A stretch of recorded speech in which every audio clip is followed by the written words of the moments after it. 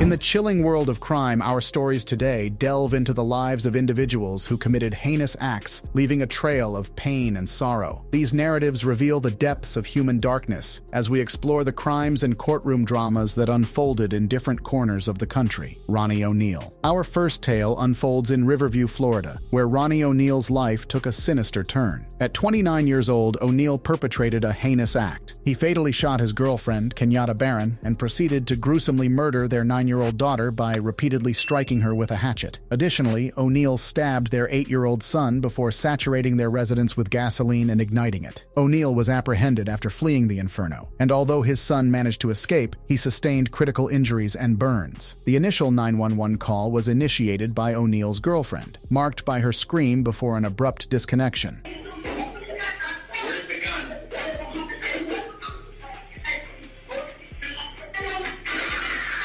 8 minutes later, O'Neal made a call himself, characterizing the incident as an assault by white demons within, falsely accusing his daughter, referred to as Kiki, of attempting to kill him. Well, they allege that I beat Kenyatta Barron to death.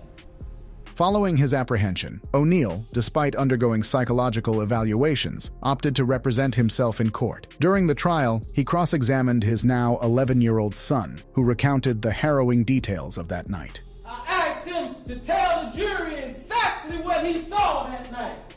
And you have to ask yourself why that is. O'Neal accused the prosecution of manufacturing evidence, but he was ultimately convicted. During sentencing, the judge characterized it as the most appalling case she had ever witnessed. This is the worst case I have ever seen as far as the facts go.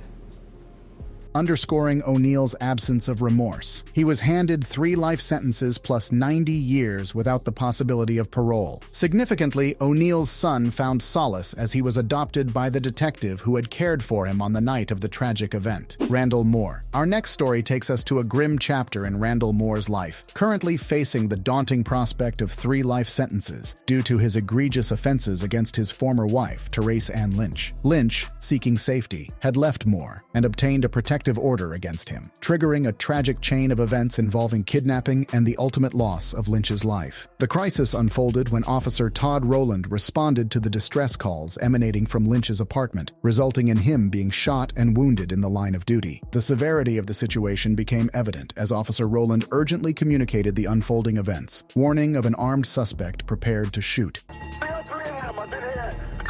Okay, 303 Adam's been hit, officer down. Amidst the chaos, Moore engaged in a phone call with a 911 dispatcher, attempting to elucidate his motives. Despite his claims that he never intended any harm, Moore emphasized his singular desire to see his 7-month-old baby, asserting that it was his sole concern. Subsequently, Moore surrendered, and Officer Rowland underwent surgery to address the injuries sustained. As the court proceedings unfolded, Moore's demeanor remained stoic. The jury, however, delivered a resounding verdict, finding him guilty of murder in the first degree, kidnapping in the first degree, sexual abuse in the first degree, and attempted murder. At the sentencing, Lynch's mother delivered a heartfelt victim impact statement, denouncing Moore as evil and despicable. She expressed her daughter's profound hatred for Moore. You did to my daughter, Therese Ann Marie Lynch, was evil, hateful, and despicable.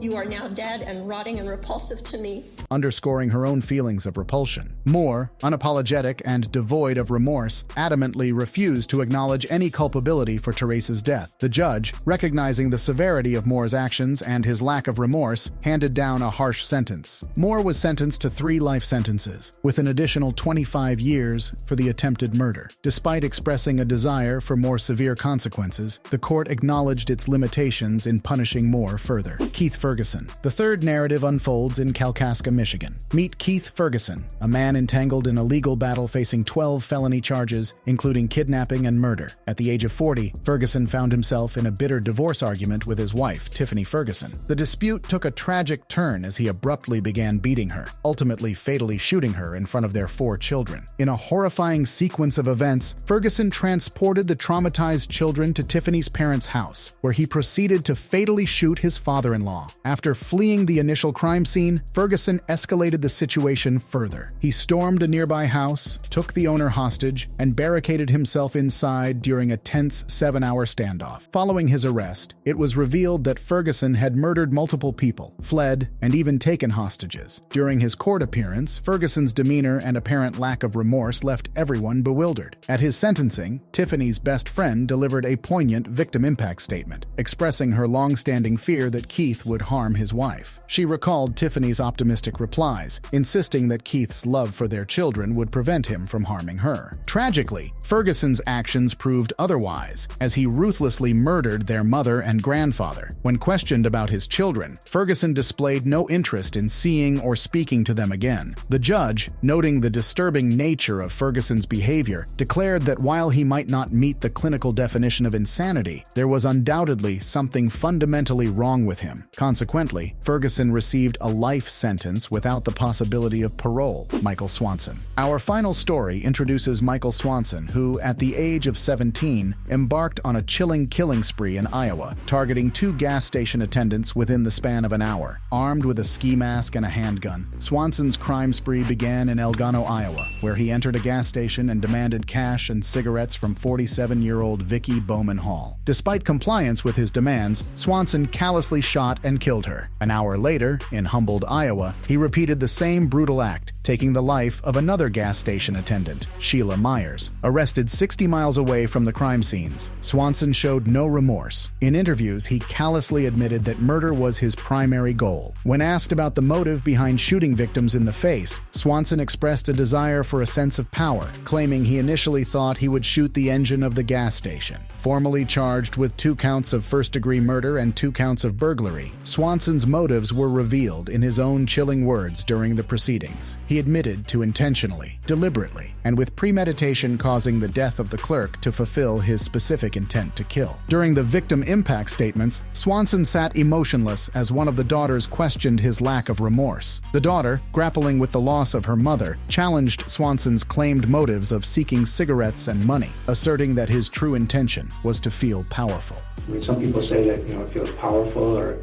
that it's kind of a rush, or what did you feel when you pulled the trigger? I felt powerful.